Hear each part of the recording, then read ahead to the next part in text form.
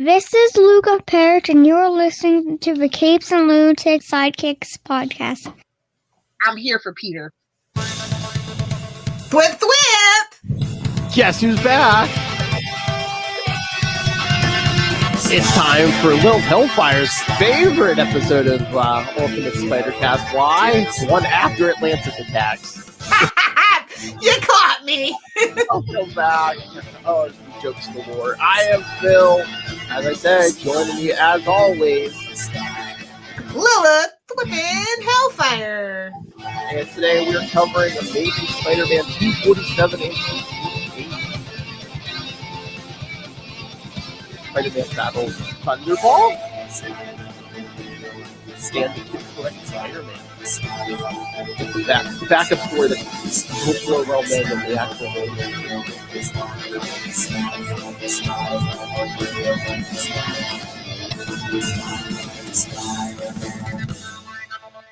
All right, kids, that's right. It's been a while since we've talked about something besides Atlantis attacks, so we'll take you a little further back in time because these were, I'm not pulling up the actual date, but it was, yep, this 247 cover dated December 1983. Oof. Depending on the day. I know, you weren't born, I know. I was 5. All right, so yes, kids, these are old. All right, so hey, this book has lived through 5 decades. What? Oh, we got boy, editor-in-chief comes first. That must be nice. Writer Roger Stern, penciler John. Was that like a bird? What? So the editor-in-chief comes first. Must be nice. Whoa, and the whoa, and this Jim Shooter. Well, it's Jim Shooter. So, writer Roger Stern, penciler John Romita Jr., inker John Romita Sr. Nepotism. No, I think it's more like dad's checking on your work. Oh, could you imagine? Go to work with your dad. Especially when your dad's like one of the most well-known Spider-Man artists of all time. It's just like, yeah. Oh, damn, he's going to be going. He's literally going over every line I draw. That would be horrible. I mean, it's nice to have one of the classic artists, but like, Dad. Colors Bob Sharon, letterer Joe Rosen. Yes, editor Danny Fingeroth. Oh, editor Danny Fingeroth, Tom DeFalco, and then don't get fingered. I love how she says don't play him, and then she calls don't get fingered. All right, so this one, Interruptions, it's called. Quittus Interruptus. Hello. All right, so Spider-Man pays a visit to the shabby room rented out by a local stool pigeon named Nose Norton. Rude. Norton tries to flee from the wall crawler, but Spider-Man corners him, reminding the stoolie that he saved his life from both the Cobra and the Tarantula. A hobgoblin costume? I don't think he was the real hobgoblin. I know. Issue 245. Yes. This is back in the early Hobgoblin days when Spider-Man's trying to track down the original Hobgoblin. Gobble, gobble. It came early this year. Hey-oh. Oh, I was going to say, he might actually listen to this one. Gobble, gobble. Once Norton has calmed down, Spider-Man asks Nose to tell him everything he knows about the Hobgoblin. Norton thinks Spider-Man is kidding as he read about the apparent death of the Hobgoblin in the newspaper. No, that'd be Lefty Donovan. We covered that a long time ago. Scroll way down. And look who it is. Bisexual Felicia. Meow. Oh my. I'll have to find the episode and put the link in the show notes for when we covered the Lefty Donovan stuff. The web slinger corrects him, telling Norton that it was actually Lefty Donovan who died posing as the Hobgoblin, and the real one is out there somewhere. Regardless, Nose Norton has no information on the hobgoblin. Spider-Man tells Nose that if he hears anything to tell him right away and then departs. With the masked hero gone, Nose heaves a sigh of relief at the close call he just experienced. He was certain that Spider-Man had come for the object that was hidden under his bed. No, Nobody wants your crusty sock, okay? Nobody wants your liberal doll. Come on. Can we shout out to how young Anna Watson looks in this issue, by the way? How what? How young Anna Watson looks. Has she been talking to Mephisto? I don't know, man. Aunt May looks decrepit. I remember they used to be contemporaries, is all I'm saying. I was gonna say maybe by comparison, Anna looks young. Burn. He was certain that Spider-Man, he pulls out the musical instrument case inside and is glad that Spider-Man didn't find it, as it would have ruined his current plans. To take over the world. Or at least New York City. 1 million. New York City! New York City. Meanwhile, Spider-Man is swinging across the city and is convinced that Nose Norton was telling the truth. His thoughts then move on to how helpful it would have been to know that the city was covering the Black Cat's hospital bills. Had he known that, he wouldn't have quit grad school. Yeah, sure. And now you can't tell your aunt. Yes, since the deed has already been done, Spider-Man decides it is for the best as he wants to experience more of the real world. Yeah, in a Spider-Man suit. Okay. Real world. We know what that means. Boom, chicka, wow, wow. Hey, Mary Jane is back in town. Well, she's pushing some old guy in a wheelchair, so you know. Hey-oh. I said she a gold digger. Oh, Anna Nicole's just gonna marry him for his money. Anna Nicole loved that, man. You take that back. Don't talk bad about my Anna Nicole Smith. She's a legend and an icon, and she was the moment, okay? Never talk bad about Anna Nicole Smith around me. Skyscraper, that's all I'll say. Collecting his street clothing, Spider-Man swings to a nearby restaurant where he changes into his civilian identity in the alley. Yeah, he's experiencing real life by changing clothes in an alley. Better than a phone booth. Ew. Peter then joins his Aunt May and Aunt Anna for dinner. And Anna Watson for dinner. Given the situation, Peter decides not to ruin Aunt May's good mood by telling her that he quit grad school. You're full of lies, Peter. You're deceptive, Peter. You're on a throne of lies. Maybe Peter's Mephisto and he just doesn't know it because, you know, psychosomatic. Oh my God, that waterborne amnesia is strong. Maybe it was secondhand amnesia. Or maybe it's Norman. Maybe Norman's Mephisto and he just forgot. As the evening carries on, Peter tells the two women that he's glad that Mary Jane is not here, as everyone else seems to be trying to match them up again. No sooner as Peter said this does Mary Jane arrive with May's fiance, Nathan Lubinsky. Nathan ruins everything. Oh, wait, that's Adam ruins everything. Never mind. Don't worry. Someone gets a hand on him eventually. That someone, grab it. After having dessert and everyone begins parting company, Peter tells Aunt May that he isn't upset that they tried to play matchmaker with him. She's hot. That's okay. May tells Peter that he and Mary Jane have so much in common that Peter thinks, as they both have. What do they really have in common besides old crotchety aunts that want them to be together? Honestly, what? I'll wait. Tragedy. Oh my God. It's not even that big of a tragedy. I know. For Mary Jane, anyway. As we see when she goes to Pittsburgh, but whatever.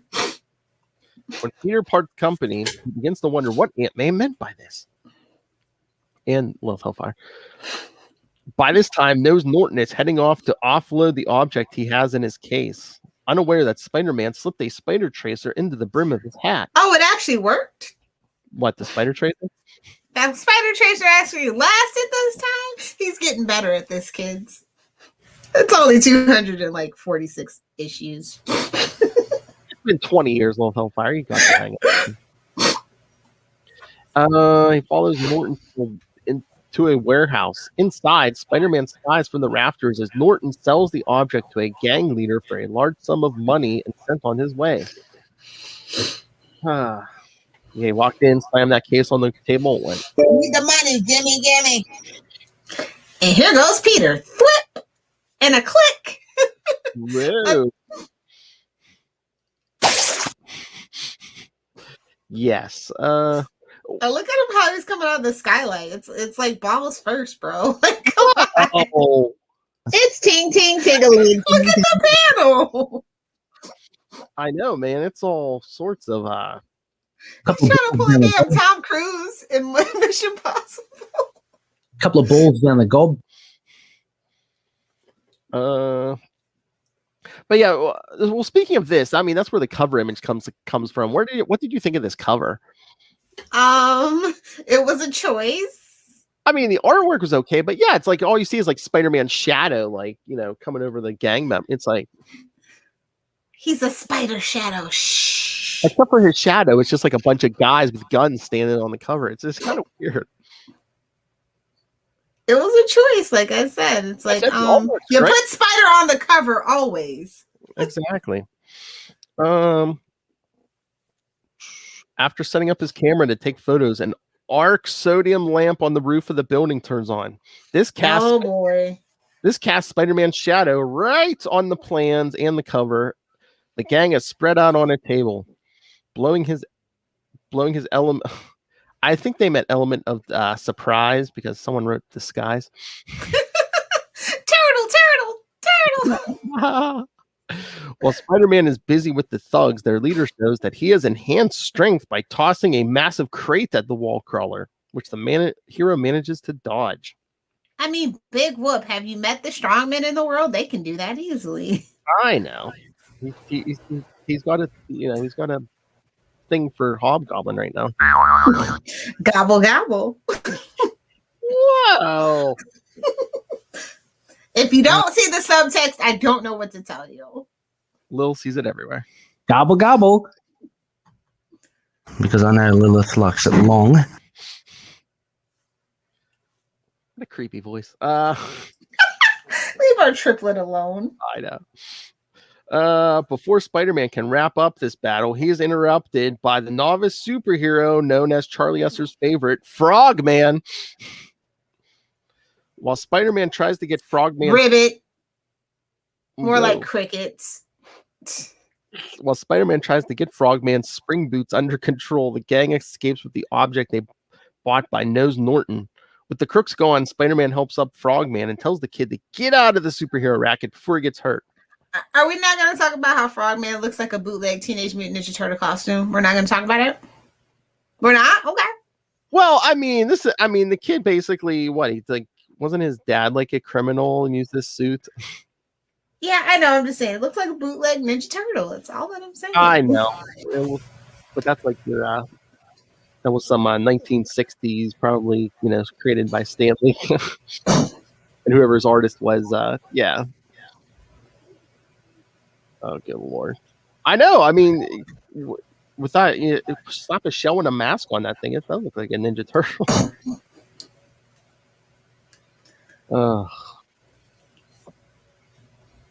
Madness.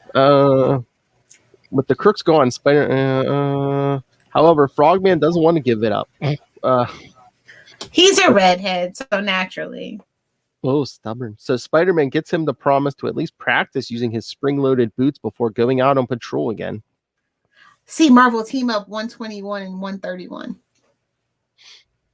All right, hold on. We're doing me now? What? Yes, we are. Since you read the synopsis, I figure I'm going along panel by panel as you do it. So nice. But no, I mean, when we did that Eternity Century Marvel team up, Charlie was so excited because he thought that was the Frogman issue. He's like, "Oh, is it Frogman? Yes, I'm there." I'm like, "No, it's not Frogman." Weirdo. What Frogman? We love our resident weirdo. We do. He's like, "Yes, it is." I'm like, "No, I just read it. It's not the Frogman."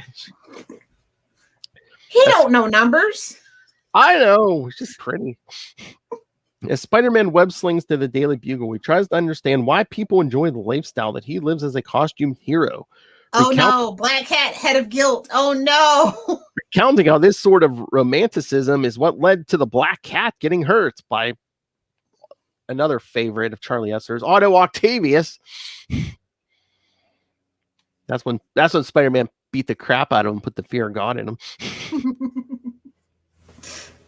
Later, after developing his photos in the Bugle's darkroom, Peter discovers that he managed to pick up details about the gang's plan. If you learned, go to the learning annex and take a photography class. God. Who, Peter or that timer? Both. Peter's a terrible photographer. Well, yeah, he gets around his good looks. Because he's not holding the camera.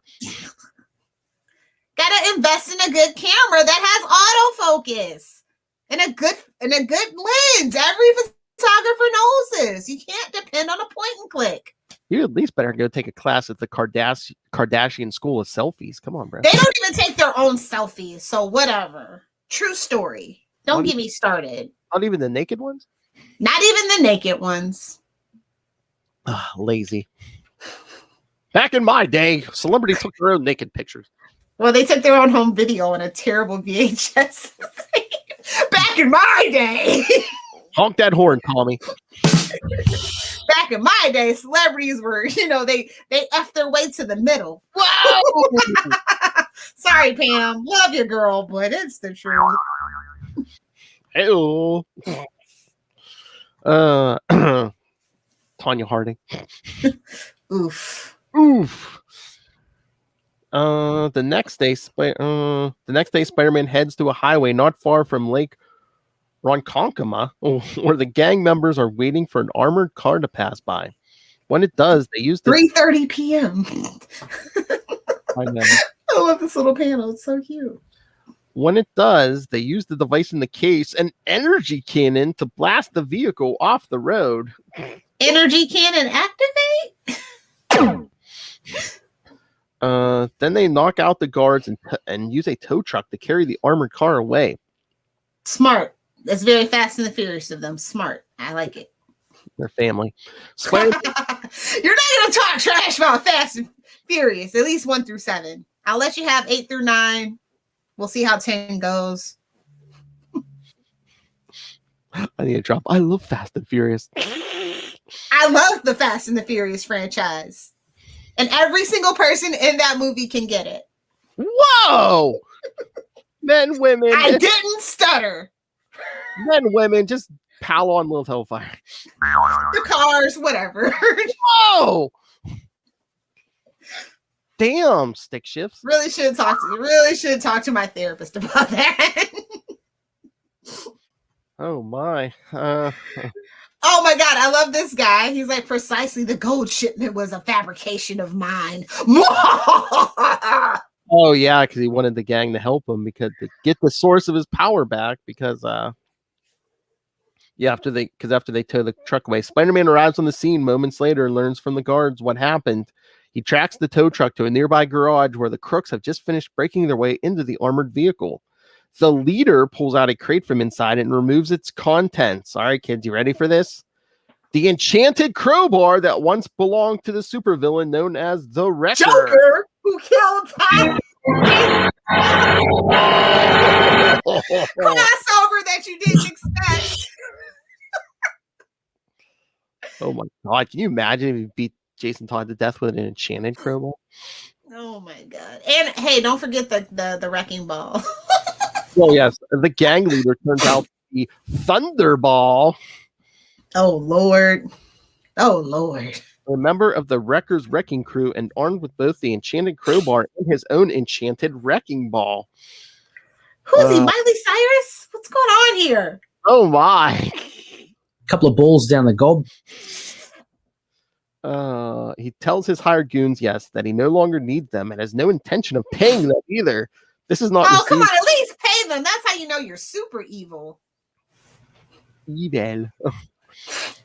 Well, yeah, when you name yourself after a Bond movie, yeah, you at least got to pay the help. But when the thugs try to attack their former employer, they discover he is far too powerful.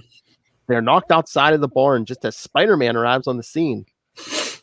Now in full fancy I love man. how it's like obviously continue to next issue. I know. Because now in his full fancy man costume, Thunderball sees the wall crawler and assures the masked hero that there is no way he can stop him now. Somebody get Luke Cage on the phone. Somebody call Harlem.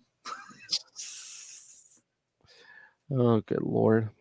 But yes, the whole Lefty Donovan thing from Amazing Spider-Man 245.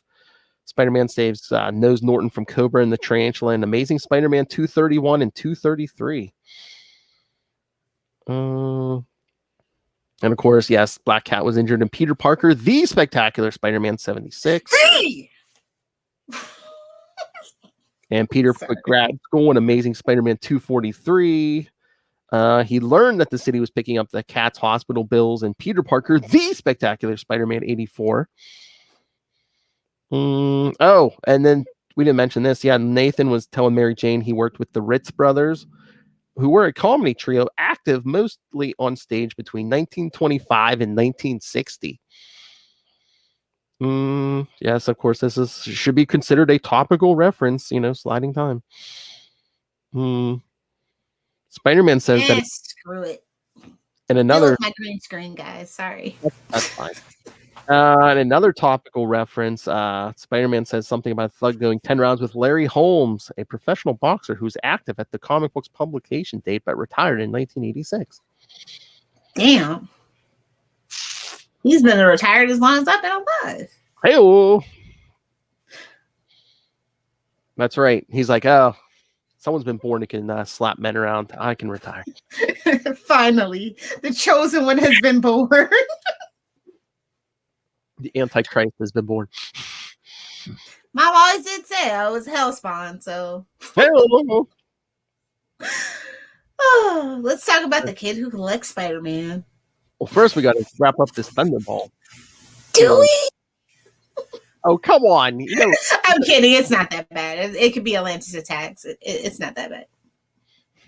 And there's ball jokes in there somewhere. Well, we done the wrecking ball joke. A couple of balls down the gob. What else do we got? I don't know. Oh, Lord. The title for this one, and he strikes like a thunderball. He came in like a thunderball? Balls to the wall action, kids. Hey-oh, that's next issue technically, but Hey-oh. Thunderballs recovered the crowbar wielded by his former boss, the Wrecker, from a prison armored car. With the crowbar and his own wrecking ball, Thunderball's strength has now doubled. The only person now standing in his way is Spider-Man, who is more concerned with getting Thunderball's former minions to safety. Again, Spider-Man. I think this guy and his buddies have gone up against Thor, but I mean, Spider-Man's already battled the Juggernaut. I'm like, okay. Excuse you. When you say Juggernaut, you know what you have to say. The Juggernaut. The effing Juggernaut. Come on. We got to do that story. We have to do that story someday. Just though every 2 seconds we say the effing Juggernaut. Can we do it on Patreon so we don't have to use we can use the real word. We can use the actual drop. That's right. Ultimate Spider Cast annual, and you can only get it on Patreon because we're going to be using the Juggernaut's full name. Yes, let's do it. It's decided. Sorry, kids. Sometime this summer we're doing it. Yeah, so the only person in his way is Spider-Man, who's more concerned with getting Thunderball's former minions to safety. As Thunderball leaves the scene, Spider-Man gets to a phone and calls the authorities for help. Not far away. When you're a vigilante, you gotta call the police for help. Batman could never. They follow him. Hey guys, call the Avengers. Not far away, Thunderball marvels over his increased strength and considers himself a one-man wrecking crew. While he is distracted, Spider-Man gets the drop on him and manages to snatch away the Wrecker's crowbar. Although Spider-Man has taken the weapon from Thunderball, its power is still transferring to him. Thanks to his enhanced speed and agility, Spider-Man is able to keep on the defensive, but the wall crawler lures Thunderball out to an electrical transformer. There he tosses the crowbar back to his foe. As Thunderball grabs the crowbar, just as Spider-Man webs up a wire to the crowbar, sending thousands of volts of electricity into the village. Surprise! That's right, kids. Conducts electricity. This doesn't stun Thunderbolt overly much, and he tosses his wrecking ball at the web slinger. Spider-Man dodges it and attaches another wire to that weapon as well. When Thunderbolt grabs it, it completes a circuit between him and the Transformer. You know, I'm just personally offended that so many black heroes and villains have electricity powers. Like, that is so lazy. I'm just saying. Is it a cliche? It is totally a cliche, and it annoys me. Why do you think that is? Or they because most black characters were created by white people who just it was kind of a mandate. That's just kind of my personal take on it. Or were they just like, oh, or they have the Luke Cage route. They're invulnerable or electricity powers. Those are the two most prevalent things with black superheroes and villains specifically. And I don't know. Is it because black people do the electric slide? I just can't figure it out. I don't know. I mean, unless it's just lazy writing. It says oh, I've heard of Black Lightning or I've heard of Luke Cage. Yeah, it's just kind of a copy and paste thing. And it's even to some extent Storm, oh, what does she use most? Her lightning powers, right? Mm-hmm. True. Yes! Thank you. We do need more black skill-based heroes, whoever you may be. I don't think it's Ray Ray. I was going to say, I think it's the middle of the night for Ray, so. Might be Chad. Yeah, I usually got to check on my phone. Yes, that is Chad. The power of Thank Chad. you, power Chad. Yeah, look at all these writers. I'm not racist. I've read 2 Luke Cage comics. Yeah, that's all. That's why I kind of prefer black creators doing, black characters, because at least they, they can, what they want to see, they can make that happen instead of just copy paste the same power set. Mm-hmm. Just something I wanted to bring up. Sorry. That's okay. Sorry for being Lilith. No, that's fine. But yes, he completes. But Thunderball would be badass. They just, I don't know, they forget about him.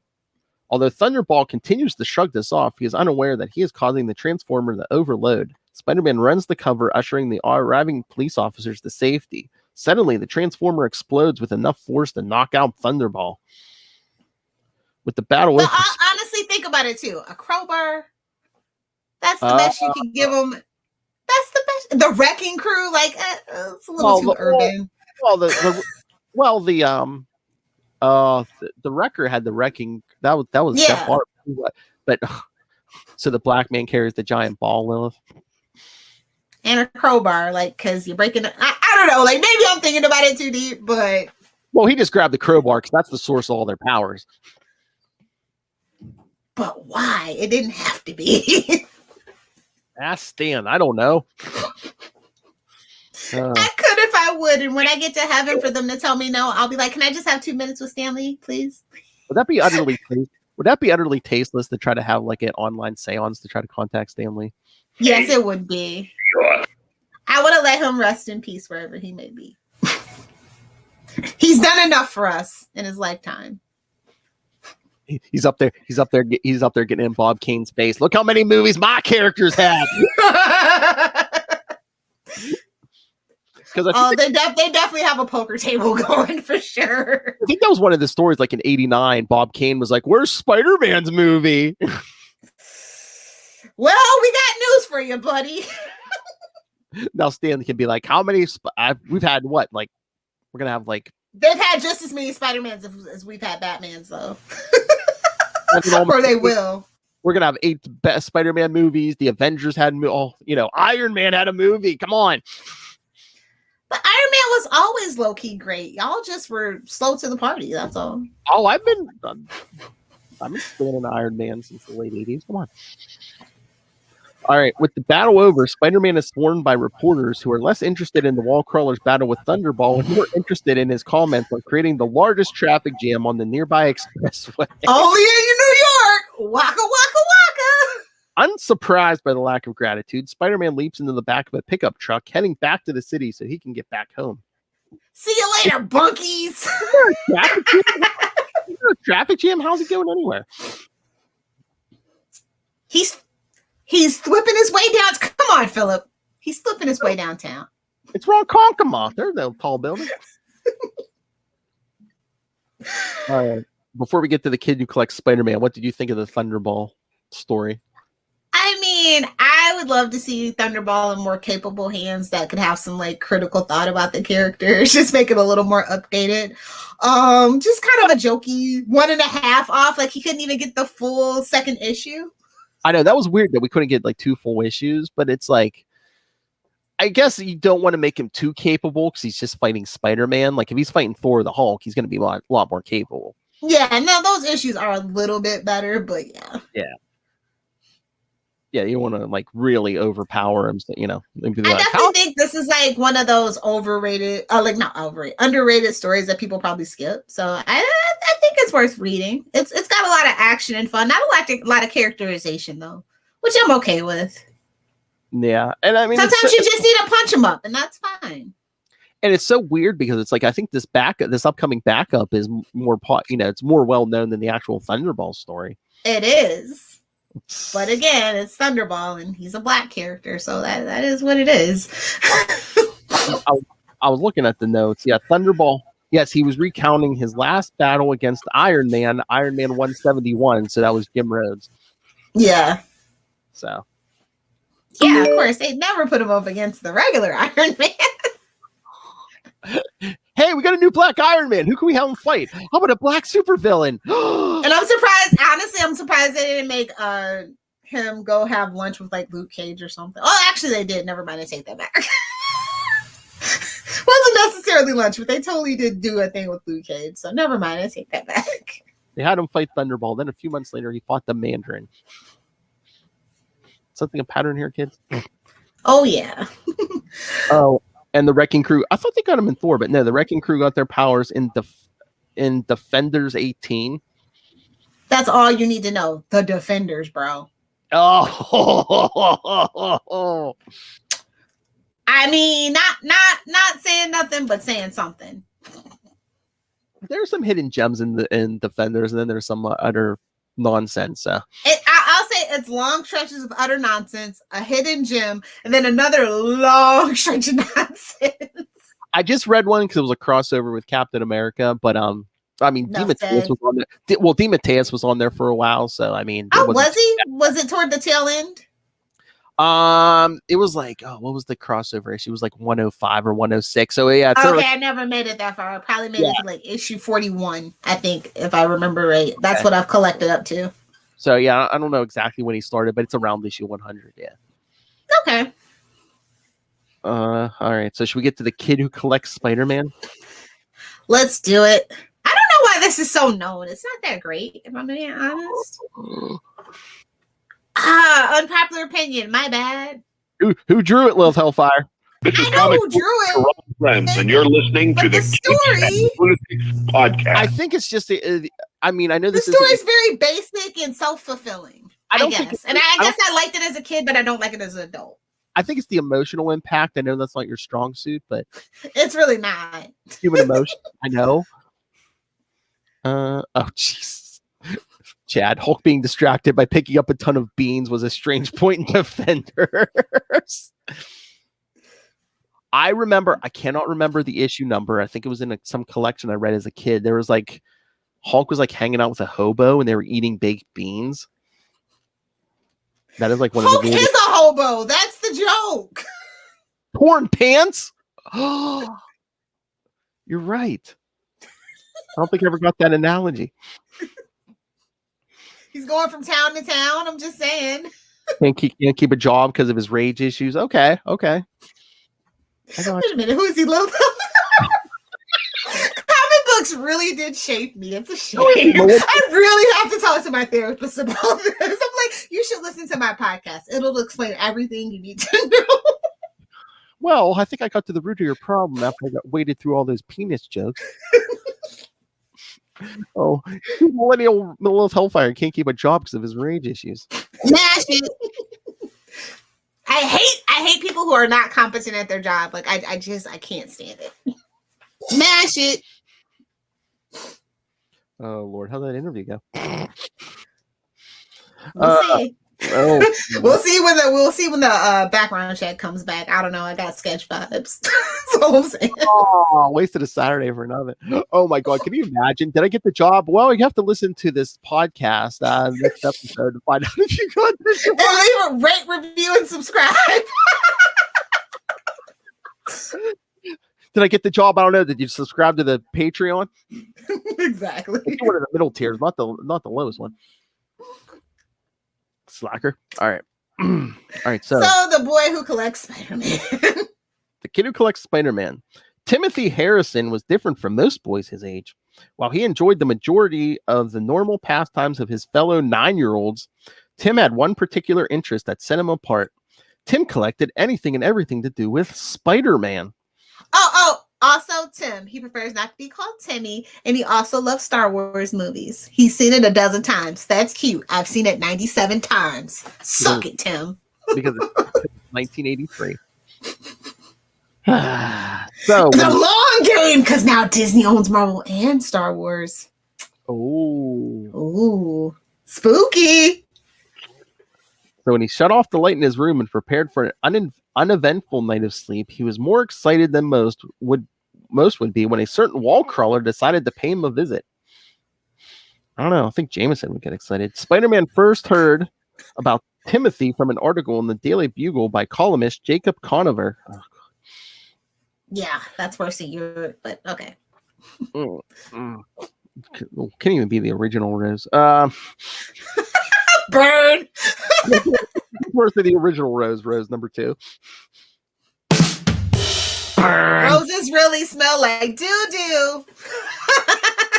Oh, thank you, Andre 3000. You're welcome, any potential suitors of Lilith Hellfire. Don't get her roses. Orchids, lilies, or tulips only. I'm allergic to roses. They like tulips, kids. Ha ha! Hell. I would hope everybody likes tulips, but no judgments, no kink shame. I know. Who's not real, Tim? Me? Chad, kid's face. Chad said this is getting creepy. Spider-Man breaking into a kid's room at night. But it was the 80s. That was okay. Jameson, I know, man. We could go outside all day and all night, and our parents say, "Yeah, no problem." Jameson was right. Timothy had scrapbooks overflowing with newspaper and magazine articles about his idol, and even video footage from Spider-Man's early TV appearances. Look how he's rubbing this kid's head, bro. How come I came to see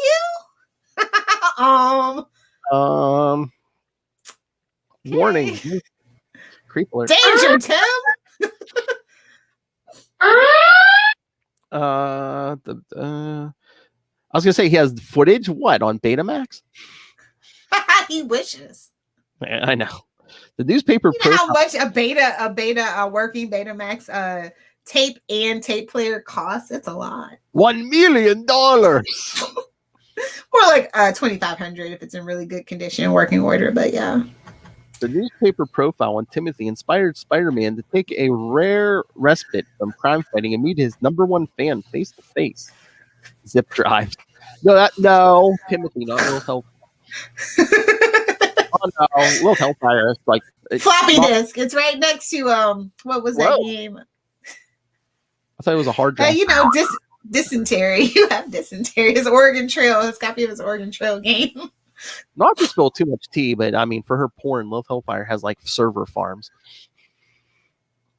Yeah, I got kicked off of Plex, but I don't want to talk about it. Whoa! It's a joke. For legal purposes, this is a joke. I don't want to know what you're watching. Jeez. But what the pirate movies are just really, really well done, okay? Harvey, matey. Okay, but the pirate movies are very well done. Sliding down poles. Someone's spending her weekend. No, I started my Arrow rewatch. That's how I'm spending my weekend. Miserable. What, you, Diane, your sister-in-law? No. Hey. I saw you were doing an Arrow rewatch, man. I'm like almost done with my Flash rewatch. Seasons 1 through 3. I might take a break after that. You have failed this city. But what Spider-Man hadn't taken into consideration was that Timothy was a New Yorker and prone to being a bit skeptical. When Spider-Man looked... Yeah, whatever. I bet you're a Boston pizza owner. I don't. 9 years old, and he's just... Yeah, whatever. What'd you say, Boston pizza owner? I thought they were Boston pizza owners. I hope Ray listens to this. Flip, he better. He's not gonna hear this. Oh, good Lord. So, when Spider-Man lifted the boy in his bed above his head with hardly any effort, Tim soon realized that he was actually in the presence of his favorite hero. What's that? What's in that jar? His teeth? Whoa, really? The nut jar. I don't know what's going on. Ecstatic about meeting the Titan, Tim showed off his scrapbook collection to his visitor. They flipped through newspaper articles dating back to the beginning of Spider-Man's career and discussed exactly how Spider-Man got his powers. But does he have his book, though? If you're a real fan, do you have my book? What, Did web? Before web. Dang it. This is old. I know, told you. Spidey even gave his biggest fan a tutorial on how his web shooters worked. Idiot. Now he's going to grow up to be the world's greatest villain. If he grows up. Plot twist. That's nice. Stay tuned, Lil. I don't want to spoil it in case nobody's actually ever read this issue. I don't know who wouldn't have. But Tim was a curious boy and wasn't about to pass up this once-in-a-lifetime opportunity. He asked Spider-Man exactly why he gave up his life of fame and fortune and began fighting crime in the first place. Okay, cue the power, great responsibility music. Get that liver, get ready. Over the teeth and through the gums. Look out, stomach, here it comes. Oh, yeah. And surprisingly, Spider-Man was honest with the young man. He told him about the burglar he failed to stop and about how that man went on to murder someone who was very close to him. Somehow, Timothy understood and couldn't begrudge his hero for the mistakes of his past. The conversation grew lighter then as the two continued their trip down memory lane. Tim showed Spider-Man bullets he had dug out of a wall of a bank on one occasion. So he ran off with evidence. Jeez. Only in New York. On one occasion, after some attempted robbers fired at Spidey and missed. The two even shared a good laugh at a scrapbook Tim kept of retractions that J. Jonah Jameson had been forced to print in the Daily Bugle after he'd been proven wrong on his assumptions about the wall crawler. Soon, Spider-Man realized how late it was getting, so he tucked the boy in and walked away toward the window to make his exit. But just as Spider-Man, will you tell me who you really are? Yes, as he's about to leave, Tim called out one last favor of our hero. He asked Spider-Man if he would take off his mask and show him his true face. And to his surprise, Spider-Man did just that. He pulled the Lex Luthor. Yeah, I don't know who this is.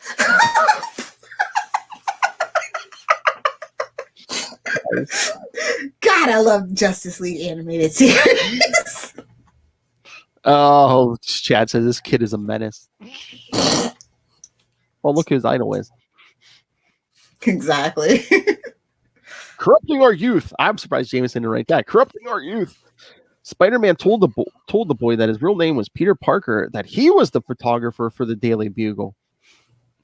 So I'm the one who's been messing with the news. And that he has shot most of the pictures in the articles that they had just flipped through.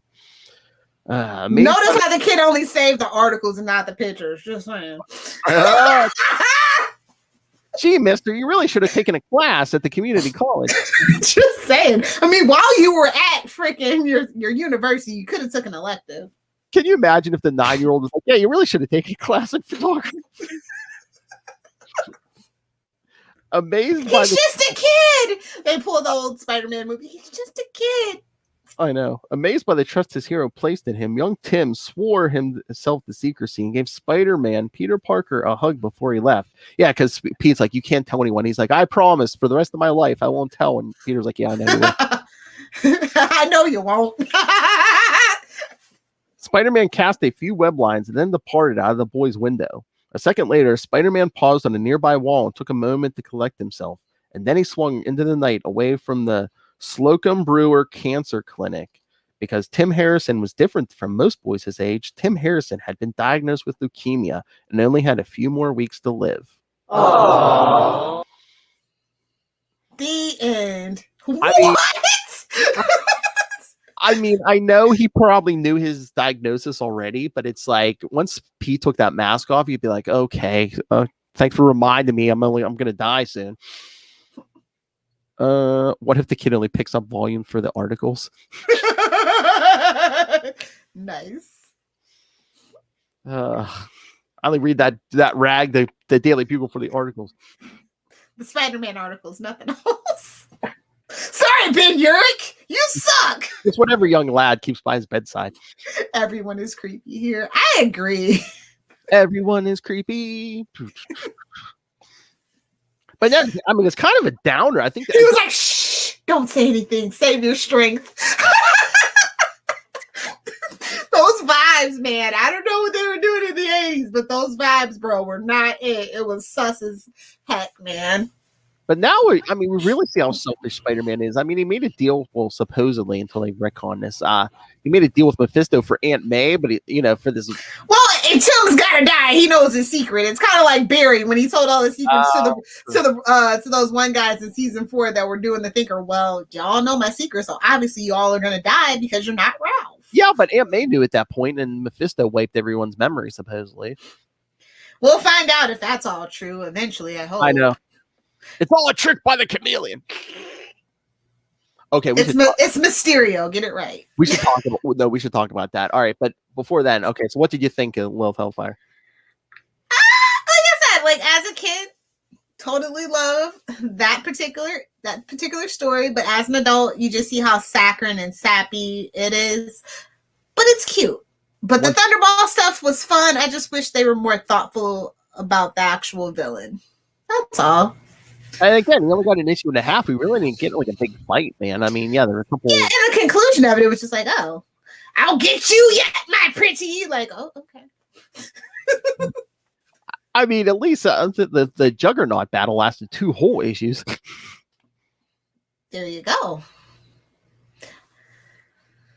And Fire. I wonder if they forced him to. I wonder if they was like an editorial mandate, because that just seems like an odd choice that most people wouldn't make on their own.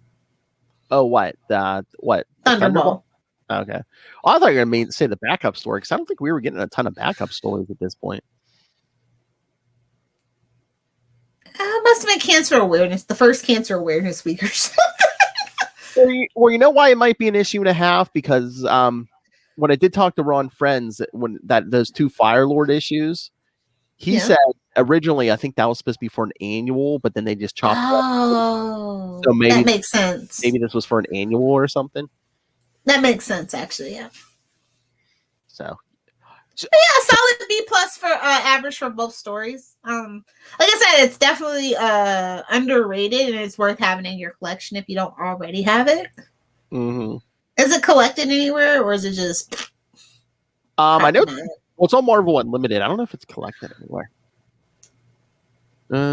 Wait, Shocker is. Wait. Exactly my point, kiddo. Exactly my point. Shocker is black in the MCU. Which one? There's more than one, wasn't there? You're the new Shocker. And they were all black, though. Yeah, it's kind of weird how Vulture had a lot of black sidekicks. I don't want to get into it. Don't get me started on Spider-Man Homecoming. There's a lot of issues with black people in that movie, but we're just going to keep going. Michael Keaton was great, though. Can't take that away from him. Exactly. All right, but we mentioned, and I know Charlie wanted to talk to us on super connectivity, and I'd sent him straight on a few things. But Amazing Spider-Man 67, did you read that? Of course I did. If I could break away from the sweet, sweet Spider-Man hold that Marvel has on me, I'd be scot free. I tell you, because X-Men ain't doing it for me. So are we cleaning up this whole, Teresa Parker's his sister thing with like, oh hey, Chameleon's like, hey, remember when I made some like robots of his parents? Hey, what do you think you are? Yeah. Too bad, I don't feel like that was the original plan, so I don't like that. I know. It's like, don't be afraid to do what you were gonna do. They wanted to get rid of the parents, they made them robots. Now they want to get rid of the sister, make her a robot. But hey, it's always robots. Either it's Doombots or clones. Like I can't. And boy, what a coincidence! That whole robot plan was, the Chameleon executed it, but it was planned by Harry. Well, will history repeat itself? Why, I think it will. I think it will, sir. Oh, but then, Charlie doesn't have the history, but we get pregnant Betty Brant, and, it's like, oh, she got knocked up by Ned's clone, but it's like, oh, is this the real Ned back? This is what we're doing now? Well, no, I was saying, since it's not Harry, is Ned Leeds kindred? Finally, Ned gets his time to shine after they were threatening us with it. I mean, they basically just use him as, oh, he's the real Hobgoblin, he's dead. And it's like, a couple years later, no, he's not. He just got killed for no reason. So is he kindred? Revenge is a dish best served cold, apparently. I mean, he that would would have be the plot twist I would be okay with. I mean, he would have a revenge list like, Peter Parker and Spider-Man. I mean, the Foreigner killed him for Mackendale, so it's like the Foreigner was in these issues. He could go after the Foreigner. Are they willing to do it? I think so. I think we're just about desperate enough, so I'll go with that. Roderick Kingsley. Do you think they wrote it without knowing? Did they pull an Arrow season 5? I mean, they could have. Or whatever it was. Again, issue 67, we're still doing this. It's like, okay. No, Ned does justice for Ned. What were you saying? They were like, okay, it's Harry. Oh, wait, people weren't thrilled with Harry. Okay, it's Ned Leeds. Who? I don't even know who that is. That's right, kids. Killed it back in Amazing Spider-Man 289. What was that, like 1987? 289. A billion years ago. Yeah, it's because legacy numbering. This is 868. You know what? I'll allow it for Spider-Man. I don't even care. Actually, it simplifies the timeline when you think about it. Remember that guy that got killed 620 issues ago? Well, he's back. A mess. A pure, utter mess, and I love it. Ned's dead, baby. What? Is that a reference? Ned Flanders? What? Oakley Dokley. But yeah, current Spider-Man is a mess, and I don't know how they're going to write themselves out of this corner. Because I feel like they wrote it and they didn't know who it was going to be.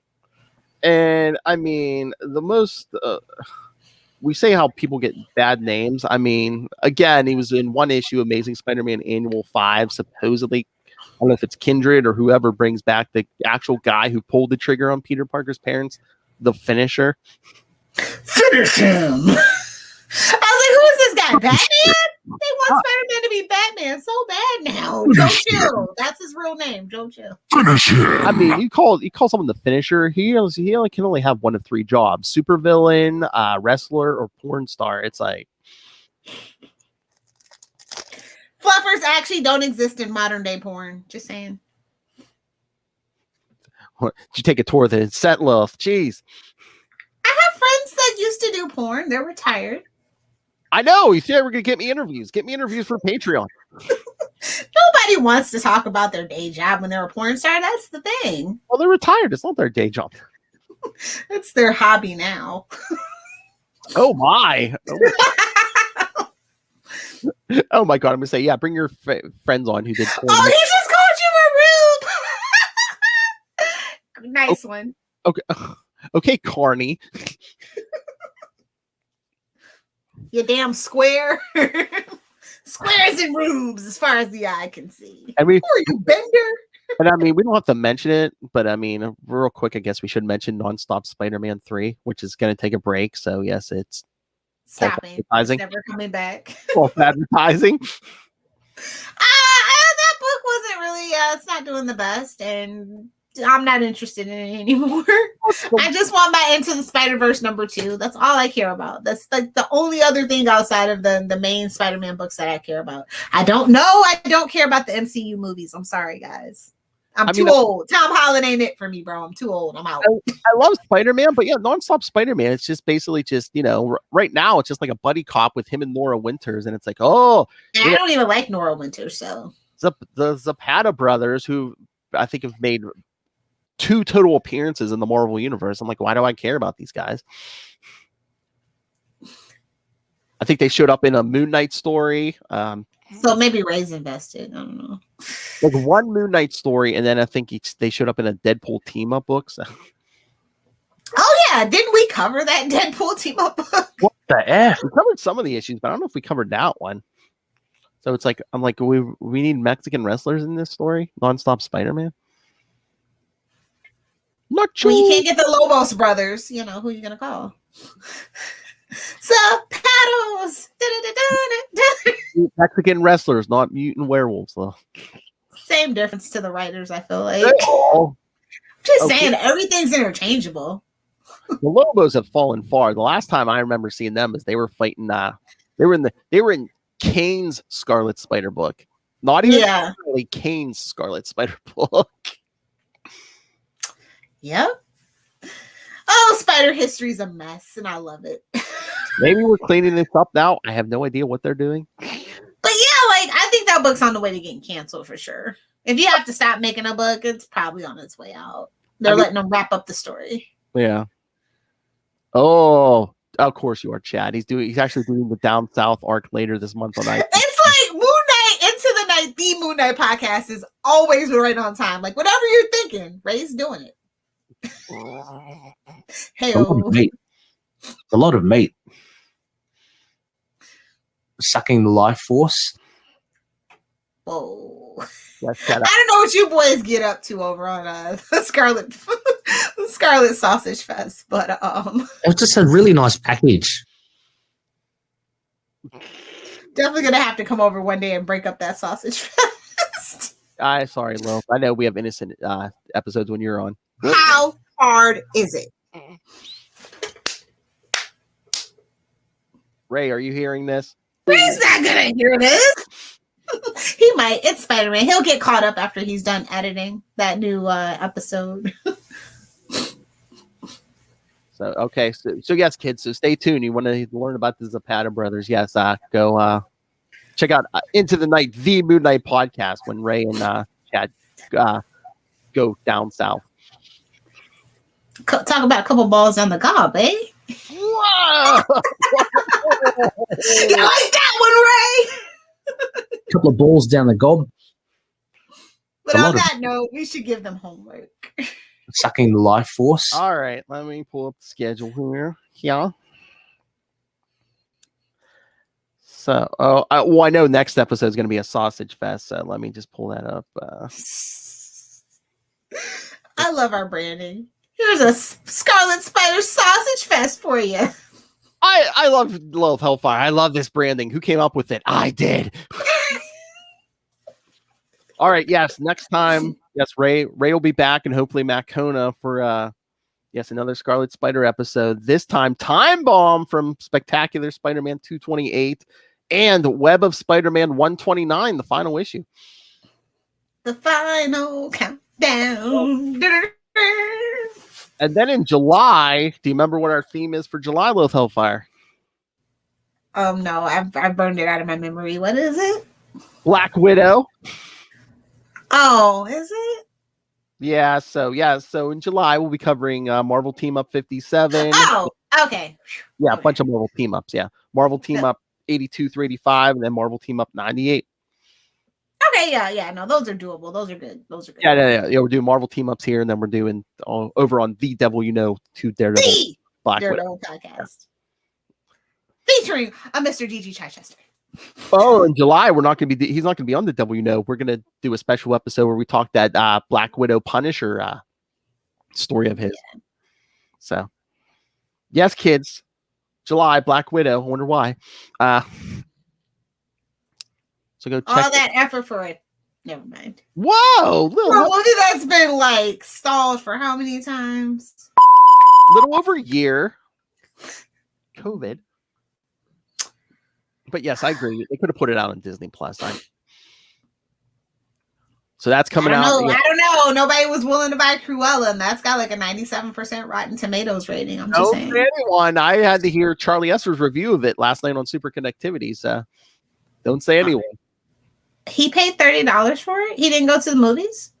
He paid $30. Well, talk about that two parent income. I know. Holy crap! So yeah, so to be fair, $30 is like one person's ticket, one person's popcorn, one person's soda at a movie theater now. Well, again, yeah. Shout out to AMC for the greatest comeback on the stock market. I mean, you think about it. He takes the wife and 2 kids in the movie theater, tickets, and then any snacks. He's going to be spending at least $30. So. Yeah, it's the same difference, and at least his whole family can see it if they want to, I guess. Even though you don't technically own it, can pause it. Yikes! Disney's getting that money out of those Disney nerds. I'll tell you what. Except for me, but y'all be safe though. Love Loki's coming up on Wednesday. So, all right, kids. Ugh. Send your thoughts for the Sausage Fest or the Black Widow episodes. Email us capesandlunatics@gmail.com or call the voicemail 614-382-2737. That's 614-38-CAPES. And remember, follow Ultimate Spider-Cast on Facebook, Twitter. Find links to all of the various social medias for all of our various shows. Links to this YouTube channel. Links to the Southgate Media Group's Patreon, I would assume. You can see the green door behind Lilith Hellfire. Immortal Hulk joke. I know. Don't be a rube. Yeah, you read an Immortal Hulk, you rube, Chad. Anyway, yeah, so did you see after Al's done with Immortal Hulk, he's taking over Venom? Yeah, I saw that. I'm interested. Yeah, me too. Charlie said he really wasn't, but yeah, I said I'm gonna give it a chance. Well, he's not a Venom guy, Yeah. He'll probably have to buy it for Tristan. Anyway, so yeah, so links to our Patreon, all kinds of good stuff coming up there. Uncensored Wade's World, Hard R movie reviews, boob windows and long boxes, superhero cribs. We might have to hire Ray to write a script because I don't want to do it. I'll send him some comics. He'll do it for comics. Wait, did you buy it too, Chad? Dropkick Train Dalmatians? WTF? Dude, Blade got yeeted. What? What? These kids today. Well, Chad trying to sound like the kids. Did you smoke a doobie, Chad? Smoked a doobie. It's good for glaucoma, elbow glaucoma. I know, man. That glaucoma really seems to hit him on those Saturday mornings. Links to Patreon, links to merch. Stay hydrated. Woo. Oh, he is reading it. That's what he's talking about. All right. Oh yeah, because he threw Blade. Yes, you're right. All right, so links to everything all in one place. That's Linktree, linktr.ee/capesandlunatics. And please remember to support our sponsors, the Southgate Media Group. Force a habit. I know. But yes, go check out southgatemediagroup.com and also go subscribe to our Patreon, but also subscribe to the Southgate Media Group Patreon. There's a ton of free content there. You can get all the regular podcasts from the network, and Rob's putting up some the good stuff behind a paywall, so he's not there. Well, Martha. She's worth it. It's fine. Martha and Molly, yeah, that's right. You want the good Southgates? Yes, pay for the Southgate Media Group Patreon. And also, you can also help support the Southgate Media Group by picking up Pod Life, the book, now in digital and paperback. Be sure to use that link in the show notes. That's right. To pick it up on Amazon. You can use that for anything on Amazon. Lilith knows. Lilith's keeping them in business. Use the link for Southgate Media Group right down there in the show notes on Amazon. Help us support this show, the network, and that man with the big dangling. The man with the plan. Man with the Thunderball, Rob Master Doom Southgate. Make it rain. So says you. The guy who collects podcasts. Pants. The man over the head with a podcast. I get so much right. Mark my words. Lilith. If you nerds want to find me on Twitter, follow me at Lilith Hellfire, on Instagram at Lilith Hellfire 69, and on TikTok at Lilith Hellfire 69. I really need to get my Instagram followers up because I want to be a part of the Amazon influencer program. So I actually just realized I have to start making content. So please be sure to follow me there. It's all like fandom merch swag stuff, just as a warning in advance. Hey, wait, I almost forgot again. We got Russell feedback. Oh, Russell! So you want to hear what he had to think about the Thunderball stuff? Yes, I can't wait. I hope we get a great drop. I almost forgot. He sent it to me like 2 months ago. All right. So here's what our friend Russell from Tomes of Evil had to think about Amazing Spider-Man 247, 248. Hello, Capes and Lunatics crew. It is I, Russell, and I am here to give my feedback on Amazing Spider-Man number 247 and 248. Of course, I had to give my feedback on these Roger Stern penned issues. Man, this is one of the classics, but to be honest, I think I'd only read the second part of this. I hadn't read the first part. It's great. I don't know how else to say it. Roger Stern knows how to write Spider-Man so well. He's so quippy. He's so hilarious, but he still has that, mental health issues. He has exhaustion. He has, everyday problems that everyone has, and that's how Spider-Man should always be. We see him, kind of having this tension with Mary Jane, and he's worrying about the Black Cat still, and he's got one thing on his mind, and that's the Hobgoblin, which you can check out on my new show, The Hobgoblin Historio. Wink, wink. Anyway. Get it, Russell! You do those shameless plugs and drops. It was absolutely awesome seeing the Frogman. The Frogman busting through like he's Batman, bouncing all over the place is definitely a highlight, for sure. And also, Thunderball, by himself, not with the other members of the Wrecking Crew, and he is a formidable opponent for the Amazing Spider-Man, and I'd really love to see a matchup between the Wrecking Crew and the Juggernaut. That would just be incredible. The effing Juggernaut, I agree. Potatoes of this story is basically the last. It's like the second half of the second issue, and that's where Spider-Man visits the little boy who's the big fan of Spider-Man. He's collected all of his newspaper clippings and his film reels and all sorts of stuff.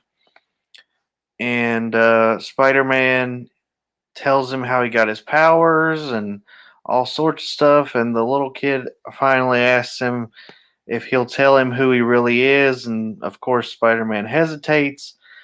But before he leaves, he takes off his mask and he tells him that he's Peter Parker and that he can't tell anyone. And you can just... This is when the story takes a turn where... the look on Peter's face is just so somber, and as he's leaving, he doesn't say a word, and you see that it is a cancer clinic that he was in. Real powerful stuff. It shows you how truly amazing Spider-Man is inside and out. Nice. I give these issues an A. Good stuff. I will be sending more feedback for more Roger Stern issues because I see on the list that you will soon be covering the Juggernaut versus Spider-Man. Oh boy, that's some great stuff there. Well, thank you all. I always Patreon only, Russell. Sorry.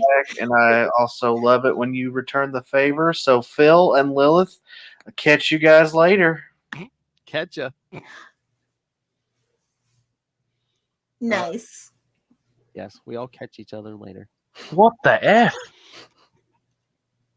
All right, so yes, we're gonna be doing that on Patreon now. So because Also, shout out to Chad for an excellent pun. He Yeah. said, rustle up some content in case you aren't watching on YouTube or Facebook. thank you, Chad. I think we're gonna get anytime now. I have Russell feedback. I'm like, let's rustle up Rustle up some content.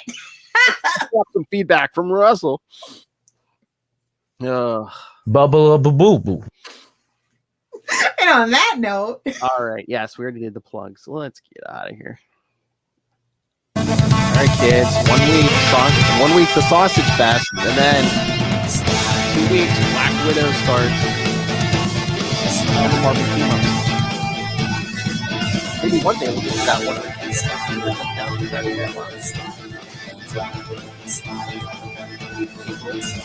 But until then, swing on back. thwip, thwip, thwip.